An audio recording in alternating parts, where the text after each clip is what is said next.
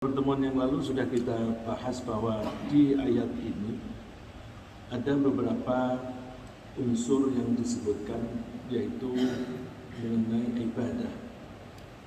Ibadah dalam bahasa Arab mempunyai arti lebih luas daripada ibadah bahasa Indonesia, yang berarti mengabdi kepada Allah.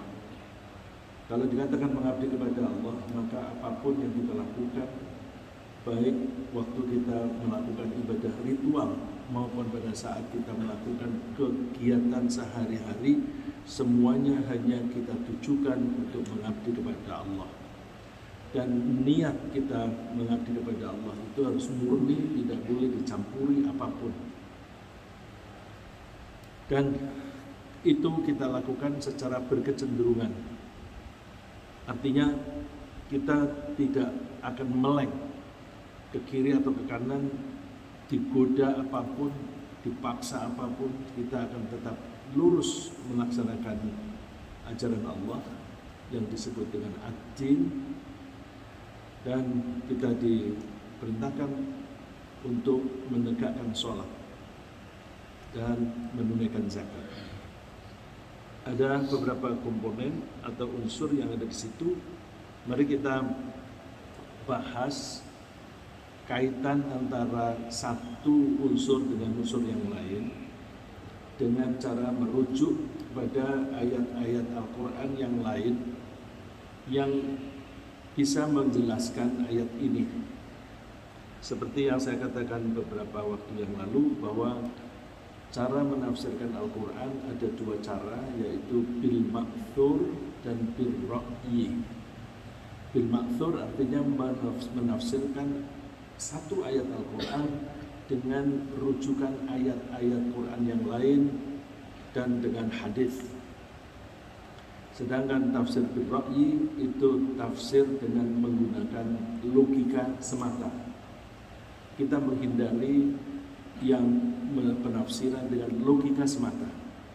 Logika hanya kita gunakan untuk memudahkan pemahaman nas atau dalil-dalil dari Al-Quran dan hadis, dan logika tidak boleh menyimpang dari itu.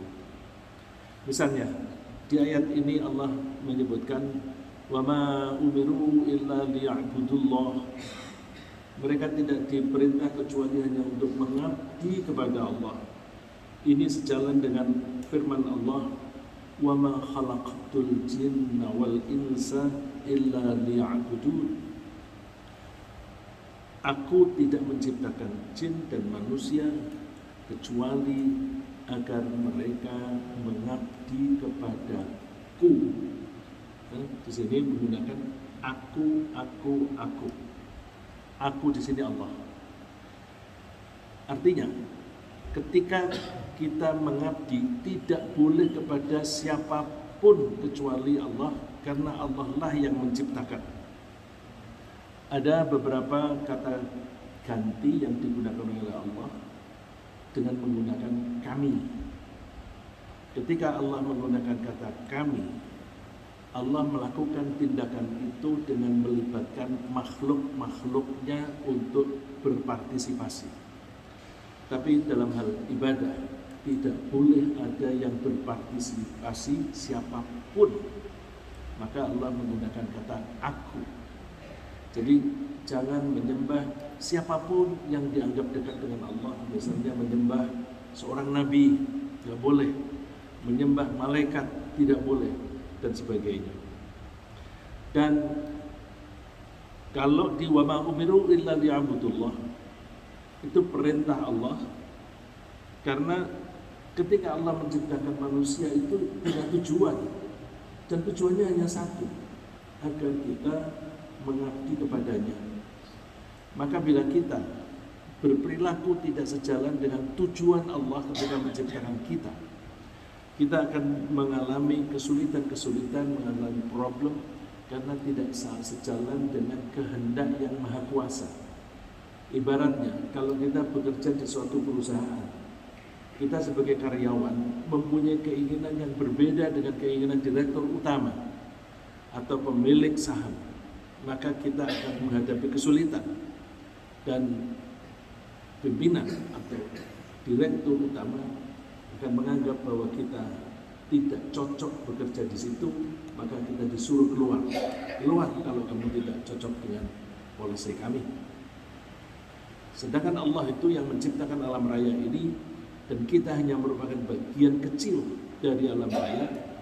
Kalau Allah mempunyai polisi, mulai kebijakan, kita sebagai makhluk harus mengikuti kebijakan itu.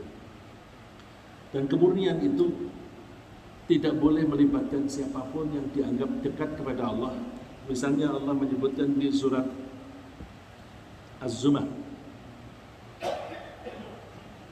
Inna anzalna ilaikal kitaba bil haqqi fa'budillaha mukhlishan lahuddin. Sesungguhnya kami telah menurunkan kepadamu kitab dengan hak, maka mengabdilah kepada Allah seraya memurnikan aturan-aturan hanya untuk Allah. Jadi ayat ini sejalan dengan tadi. Lalu diterangkan, ala lillahi dinul khalis. Ingat atau ketahuilah bahwa agama itu hanya untuk Allah saja secara murni. Agama di sini disebut ad-din. Ad-din itu artinya peraturan. Kalau kita mengikuti perintah dan larangan Allah, berarti kita mengikuti aturan-aturan Allah, dan aturan-aturan itu memang biasanya berisi perintah dan larangan. Oleh karena itu, orang yang merasa beriman, yang mengaku beriman, harus hidupnya teratur, karena hidupnya diatur oleh Allah. Cuma seringkali orang-orang yang tidak beriman itu tidak mau diatur. Mereka maunya seperti selera mereka sendiri. Maka biasanya orang-orang yang hidupnya mengikuti selera merasa terganggu dengan ajaran Islam, karena ajaran Islam itu dianggap membelenggu mereka. Kemurnian agama ini, murni kepada Allah, tidak boleh kita menjadikan orang yang kita anggap dekat dengan Allah sebagai perantara. Walladzina takhadhu min dunihi awliya'a ma na'buduhum illa liyuqarribuna ila Allahi zulfa. Dan orang-orang yang menjadikan selain Allah sebagai wali itu bisa berarti pelindung, dianggap wali, pelindung yang bisa menyebabkan mereka dekat dengan Allah. Artinya menggunakan orang-orang ini sebagai perantara kepada Allah. Ini terjadi pada waktu sejak zaman Rasulullah SAW sebelum lahir sampai dengan dewasanya Rasulullah. Orang-orang Makkah itu menghormati tokoh-tokoh mereka yang dianggap dekat dengan Allah. Lalu tokoh-tokoh itu dibikin image, dibikin patung yang ditaruh di dekat Ka'bah, dengan maksud supaya tokoh-tokoh itu menjadi perantara kepada Allah. Mereka merasa bahwa mereka itu banyak dosa, banyak pelanggaran, maka mereka merasa tidak layak berhubungan langsung dengan Allah. Lalu mereka mengharapkan orang-orang yang soleh tadi, tokoh-tokoh mereka itu banyak yang soleh, dianggap bisa mendekatkan kepada Allah. Mereka mengatakan, ma na'buduhum illa liyuqarribuna ila Allahi zulfa.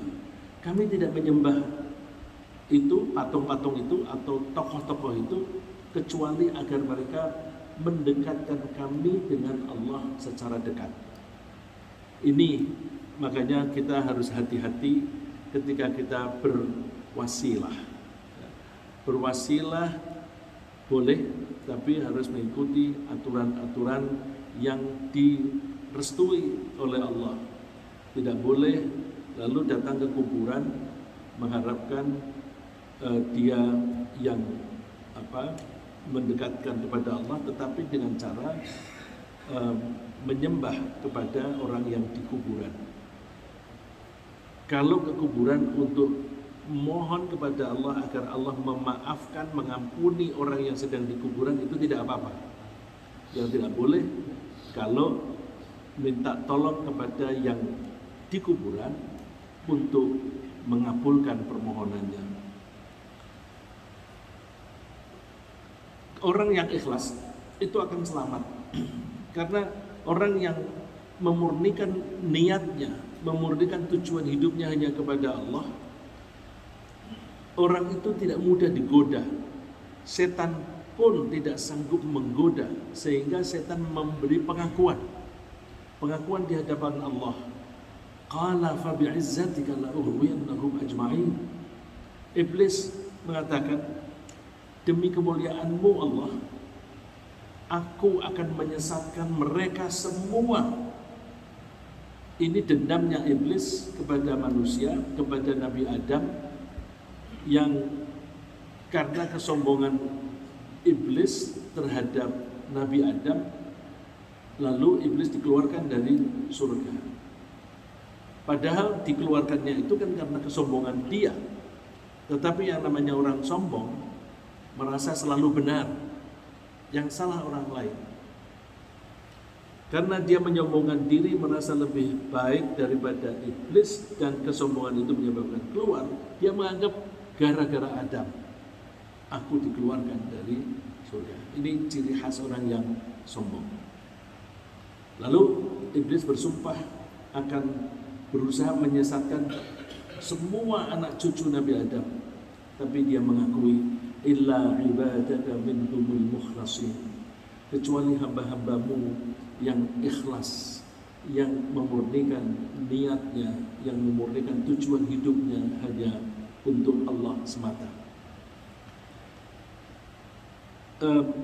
Di surat Al-Bayyinah tadi disebutkan liya'budullaha mukhlisin, lamnya kasrah. Ini yang suka bahasa. Tapi di surat Shad ini, illa ibadaka minhumul mukhlasin, lamnya fathah. Ya, mukhlasin, lamnya fathah, itu isim maf'ul. Sedangkan mukhlisin, lamnya kasrah, itu isim fa'il. Secara gampang, mukhlisin itu artinya orang yang selalu berusaha memurnikan niatnya, memurnikan tujuan hidupnya hanya untuk Allah. Itu mukhlisin. Tapi kalau mukhlasin, itu orang-orang yang sudah berusaha itu dan diakui oleh Allah, dia berhasil sebagai orang yang memurnikan niatnya hanya untuk Allah. Jadi gambaran ilustrasinya, yang mukhlasin itu orang-orang yang sudah mendapatkan sertifikat dari Allah. Betul, ini orang yang berusaha, selalu berusaha untuk ikhlas.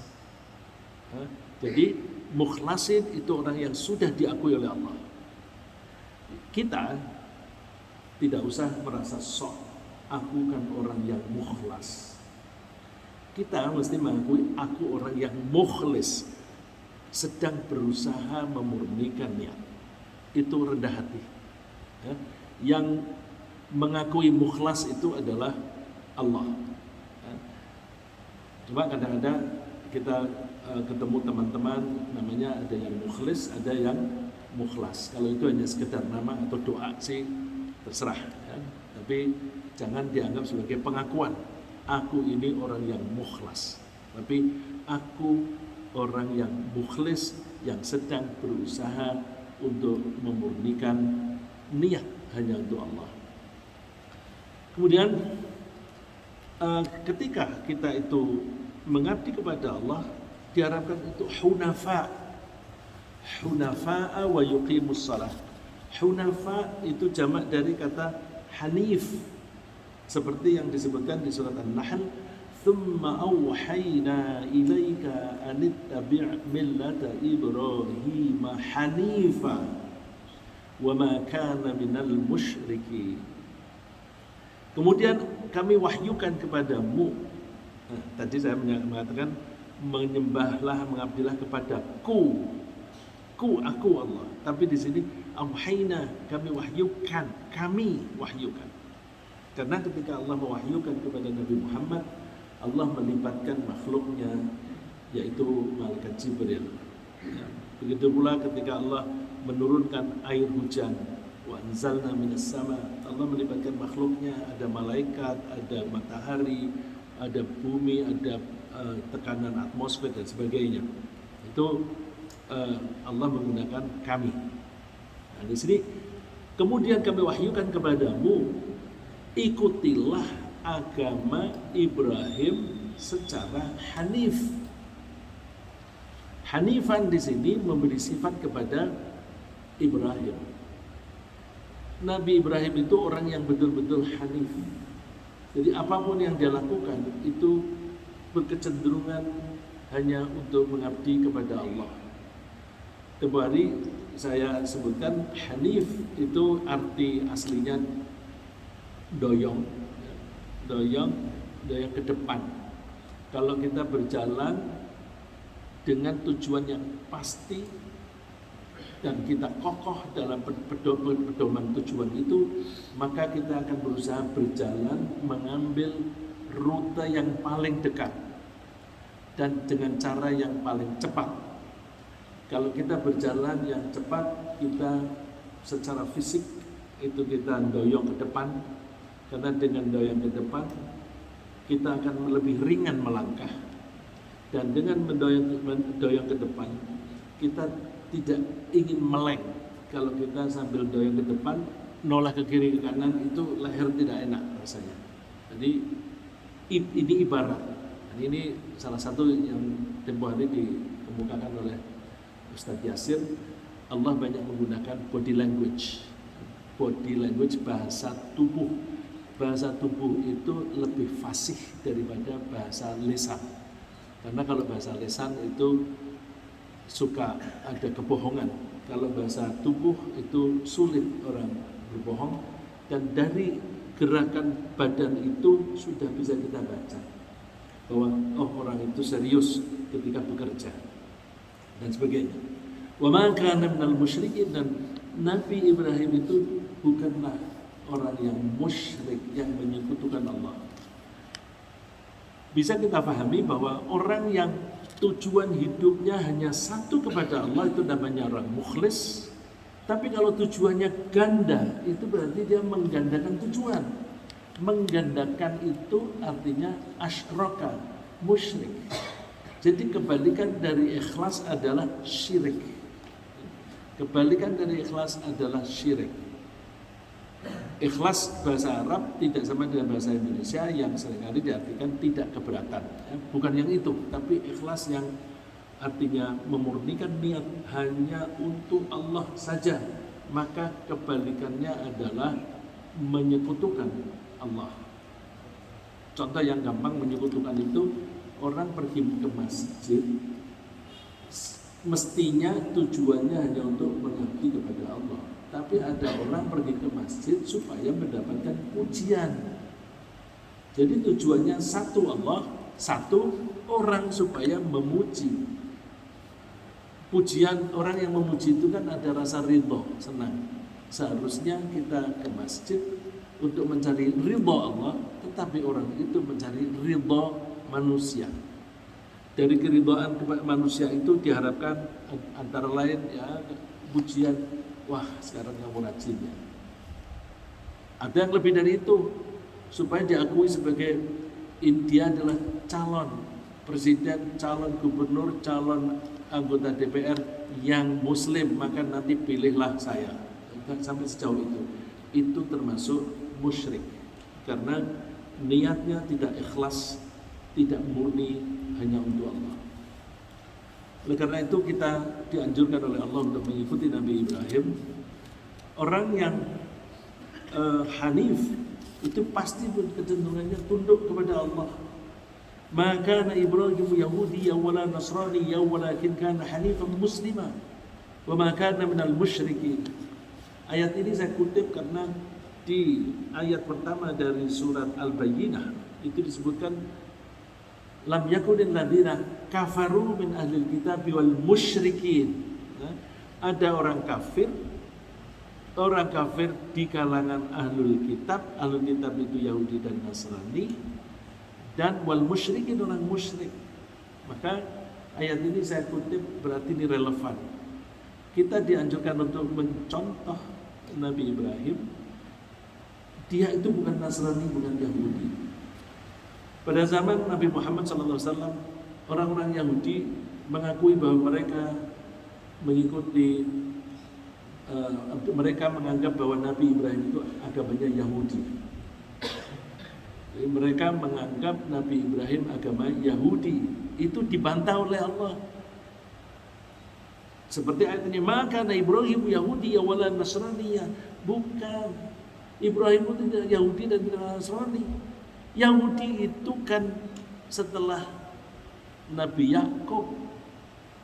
Bani Israel itu keturunan Israel. Israel itu julukan untuk Nabi Yakub. Nabi Yakub itu cucu Nabi Ibrahim alaihi wassalam. Jadi kalau mereka mengakui bahwa Nabi Ibrahim beragama Yahudi, sangat salah. Ya. Tapi begitulah yang ada di dalam masyarakat itu, suka pendapat yang salah itu dikumandangkan terus menerus sehingga seolah-olah itu kebenaran. Ya. Sehingga banyak orang yang tertipu bahwa ajaran yang salah itu diakui benar karena diucapkan terus menerus. Nah, kita jangan kalah dengan mereka. Kita memperbanyak ucapan-ucapan yang benar, memperbanyak pengajian-pengajian supaya ajaran yang benar ini makin sering didengar, sehingga logika yang dipakai oleh masyarakat adalah logika yang sesuai dengan Al-Quran. Walakin kana hanifan muslimah, bukan Yahudi maupun Nasrani, tetapi Ibrahim itu orang yang hanif, orang yang punya kecenderungan yang lurus, musliman dan tunduk patuh. Musliman dari kata Islam. Islam itu artinya tunduk patuh. Jadi orang yang muslim mesti orang yang tunduk patuh. Kalau orang mengaku muslim tetapi liberal, itu dia tidak bisa menggabungkan dua kata yang serasi. Muslim atau Islam itu tunduk, liberal itu bebas itu tidak tunduk. Jadi tunduk tapi tidak tunduk. Bagaimana itu? Jadi kita harus mengikuti aturan-aturan yang digariskan oleh Allah, tidak lalu memilih hawa nafsu. Orang yang memilih kebebasan adalah orang-orang yang hanya mengikuti hawa nafsu. Wa ma kana minal musyrikin, Nabi Ibrahim itu bukan orang musyrik. Lalu tentang sholat, di ayat 1 di ayat 5 disebutkan wa yuqimus shalah. Yuqimu itu dari kata aqama, menegakkan. Jadi bukan hanya melaksanakan tetapi menegakkan. Kita coba menafsirkan kata yuqimu dengan merujuk ke ayat lain yang relevan. Contohnya kita ambil surat Al-Baqarah ayat 238. Hafidhu 'alas salawati was salatil wusta wa qumu lillahi qanitin.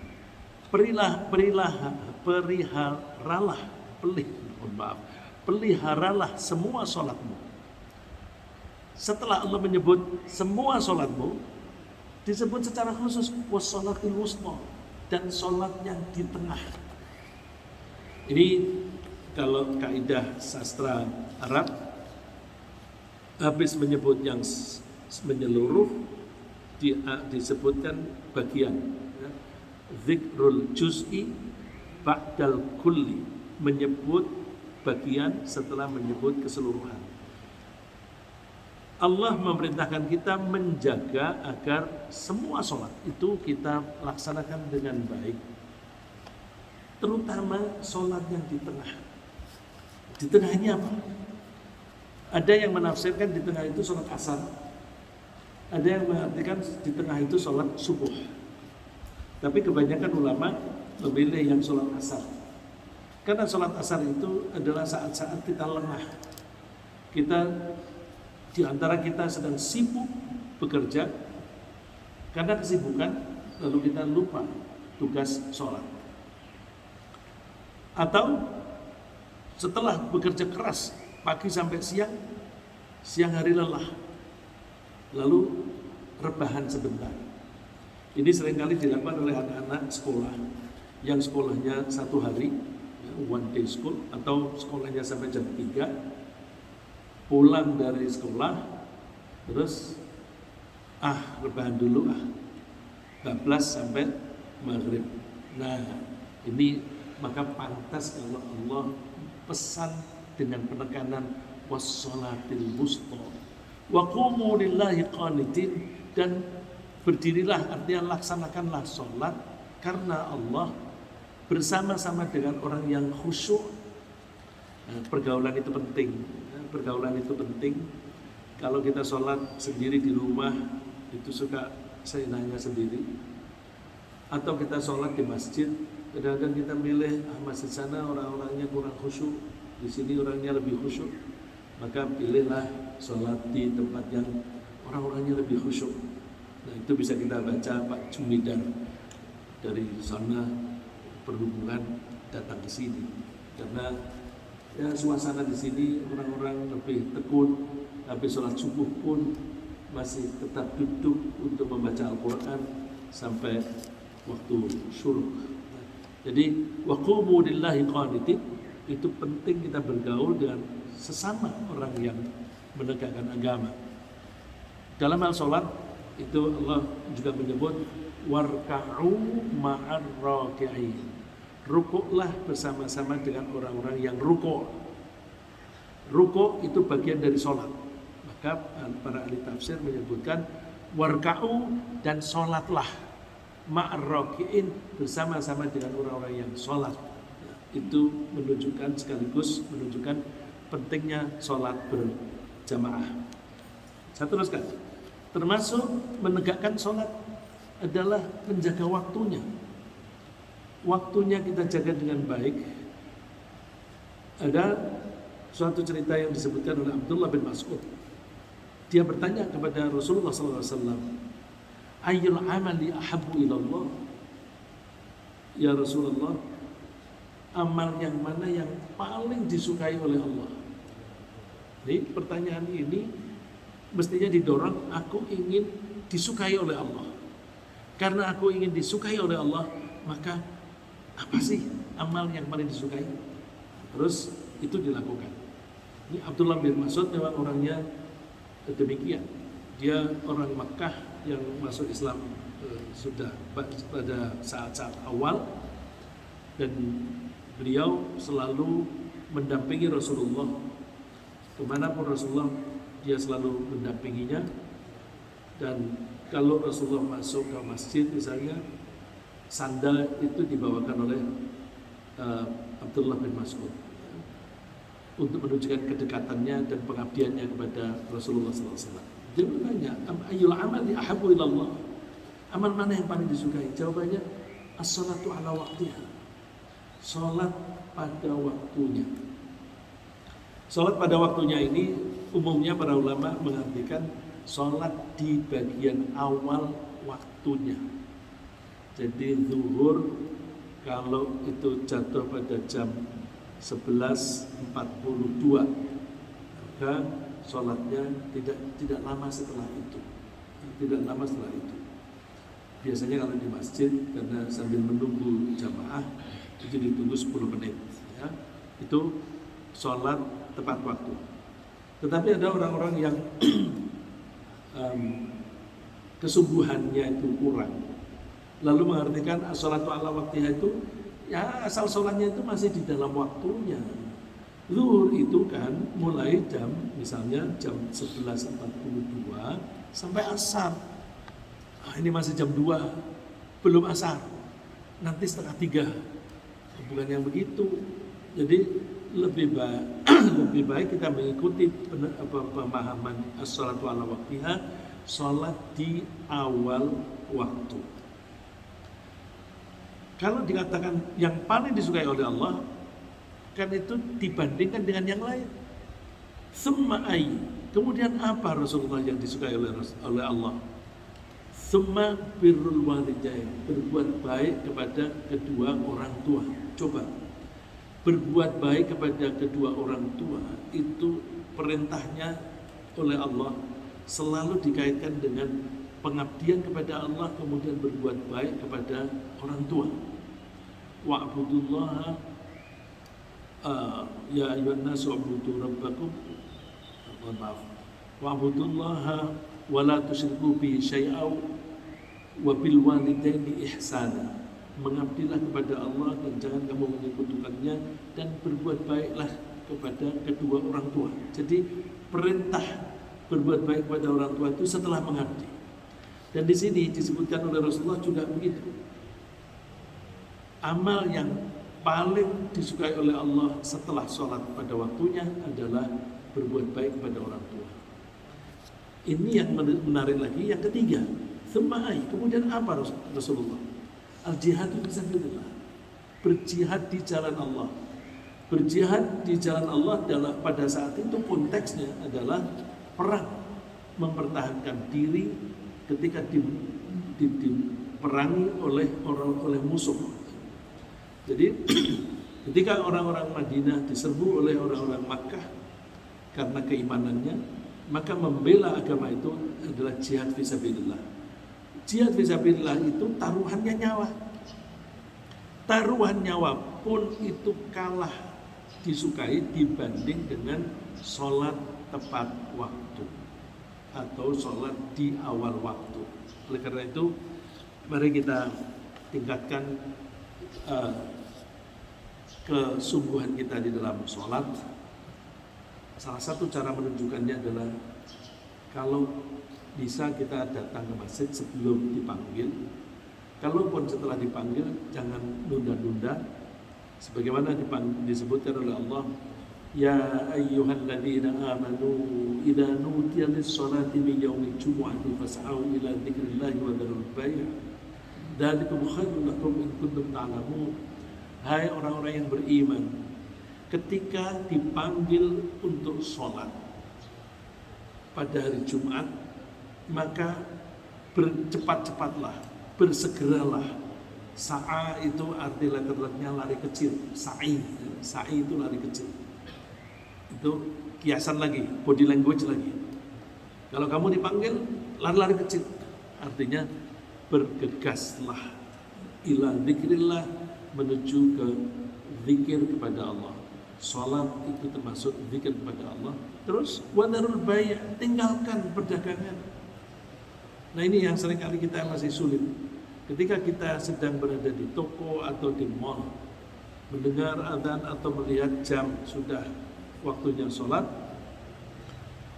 tanggung lagi tawar-menawar. Mestinya kalau kita mau mengikuti anjuran ini, wadarul bai', tinggal. Ini termasuk bagian dari menegakkan sholat. Wa yuqimus sholah. Dzalikum khairul lakum in kuntum ta'lamun. Itu lebih baik bagi kalian kalau kalian mengetahui ini. Saya teruskan. Untuk menegakkan sholat dengan baik itu butuh keyakinan yang kuat. Orang yang keyakinannya tidak kuat adalah orang-orang yang ragu-ragu akan kekuasaan Allah, ragu-ragu akan dibalas oleh Allah, ragu-ragu diamati oleh Allah dan sebagainya. Karena ragu-ragu, maka mereka cenderungnya sholatnya itu bermalas-malasan. Nah, bermalas-malasan itu body language lagi. Innal munafiqina yukhadi'una Allah wa huwa khadi'uhum. Orang-orang munafik itu berusaha menipu Allah, tapi Allah membalas mereka. Contohnya bahwa mereka berusaha menipu Allah itu apa? Wa idza qamu ila sholati qamu kusala. Ketika mereka berdiri untuk sholat, mereka berdirinya aja malas-malasan. Kalau dia penuh keyakinan, tentunya dia itu mantap, dan dia berdirinya pun mantap, dan gerakannya pun juga mantap. Dan seringkali sholatnya itu yura'unan nas, berusaha pamer kepada orang lain. Pamer itu berarti seperti tadi yang sebutkan, mengharapkan pujian, atau mendapatkan benefit, keuntungan dari orang lain, bukan dari Allah, maka itu berarti mendua. Yang mendua begini, kelihatannya dia sholat, tetapi sebenarnya dia mengabdi kepada orang lain. Perilaku yang mendua ini disebut munafik dan sekaligus juga musyrik. Itulah sebabnya orang munafik itu otomatis kafir. Dan orang munafik itu dosanya besar karena lebih besar daripada orang kafir, karena di samping mereka kafir, mereka berusaha menipu Allah, maka tempat mereka di neraka yang paling bawah. Wala yadhkuruna Allah illa qalila. Mereka tidak menyebut Allah kecuali sedikit. Ya, karena memang tidak mantap. Maka kalau sholatnya sendirian, bacaannya pendek atau tidak usah baca. Tapi kalau menjadi makmum, ya, hanya mengikuti gerakannya saja yang kelihatan orang. Bacaan itu kan tidak kelihatan orang. Kemudian disebutkan wa yu'tuna zakah, wa yu'tuz zakah di ayat kelima. Ini zakat itu disebut zakat kenapa? Khudh min amwalihim shadaqatan tutahhiruhum wa tuzakkihim biha. Ambillah sebagian dari harta mereka untuk sedekah. Tutahhiruhum, agar engkau bisa membersihkan mereka. Jadi sedekah atau zakat itu fungsinya untuk menyucikan orangnya, bukan menyucikan hartanya. Wa tuzakkihim, dan menyucikan. Jadi Allah menggunakan dua istilah, membersihkan dan menyucikan, biha dengan sedekah. Ya. Ini jangan kita salah pahami. Seringkali orang salah paham zakat itu membersihkan harta. Lalu kalau mereka mendapatkan harta dari korupsi, lalu mereka keluarkan sebagian untuk zakat sebagai penyucian, sehingga sisanya itu menjadi halal. Itu kalau dari segi zakat. Tapi dari segi menghindari penelusuran dari law enforcement, itu money laundering, pencucian uang. Jadi kalau zakat itu bukan berarti penyucian uang, tapi penyucian orangnya. Karena penyucian orangnya, maka zakat harus dari uang atau harta yang halal dan baik. Penerima zakat itu disebutkan oleh Allah di surat Taubah ayat 60. Saya kira semuanya sudah paham. Zakat itu diberikan kepada fakir, miskin, para amil, orang-orang mu'allaf, dan budak supaya bisa merdeka, dan orang-orang yang tenggelam dalam hutang, serta orang yang mengikuti jalan Allah dan orang yang tersesat di jalan. Dan tadi disebutkan semua harus mukhlisina lahuddin, murni hanya untuk Allah. Ketika bersedekah, berzakat pun juga harus dalam rangka mencari ridha Allah. Wa ma tunfiquna illa bigha'a wajhillah. Dan janganlah kalian itu bersedekah kecuali dalam rangka mencari ridha Allah. Kalau orang bersedekah dalam rangka mencari pujian, maka dia tidak akan mendapatkan pahala.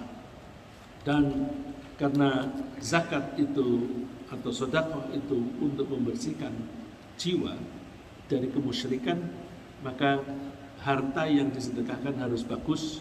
Sebagaimana Allah berfirman, ya ayyuhalladzina amanu anfiqu min thayyibati ma kasabtum wa mimma akhrajna lakum minal ardi wa la tayammamu khabitha minhu. Wahai orang-orang yang beriman, sedekahkanlah rezeki yang paling bagus yang kalian peroleh dari usaha kalian. Jadi harus harta yang bagus, tidak boleh harta curian, harta tipuan dan sebagainya. Wa mimma akhrajna lakum minal ard, dan yang kami berikan, kami keluarkan dari bumi, jangan dicampuri yang baik dan yang buruk. Kalau kita bersedekah, kita pilih yang bagus-bagus untuk diberikan orang. Seringkali kita kalau untuk dipakai sendiri, kita pakai yang bagus atau kita beli yang bagus, nanti hadiah Lebaran, hadiah Ramadan itu dibelikan yang murah-murah, yang buruk-buruk. Bukan begitu, konsepnya harus yang bagus-bagus. Walastum bi akhidhihi illa antum bidufih. Jangan memberikan sedekah berupa barang atau buah atau apapun yang kalian sendiri itu melihat saja itu nggak suka, memincingkan mata, itu berarti tidak suka. Sayang banyak orang yang kikir, padahal orang yang kikir itu sebenarnya kikir terhadap dirinya sendiri, karena dia tidak mau menolong dirinya sendiri. Ha antum haula tud'auna litunfiqu fi sabilillah, itulah mereka yang itulah kalian dipanggil, diajak untuk bersedekah di jalan Allah, tapi faminkum may yabkhal, di antara kalian ada yang pelit. Wa may yabkhal fa inna ma yabkhalu an nafsih, padahal orang yang pelit sebenarnya pelit pada diri sendiri, karena orang itu tidak mau menolong dirinya sendiri besok di akhirat dengan menggunakan hartanya. Kita usahakan apapun yang ada pada kita, kita gunakan untuk menyelamatkan diri kita, termasuk harta. Saya kira demikian, mudah-mudahan apa yang kita bahas pagi ini bermanfaat, dan mudah-mudahan masih ada waktu supaya kita bisa tanya jawab.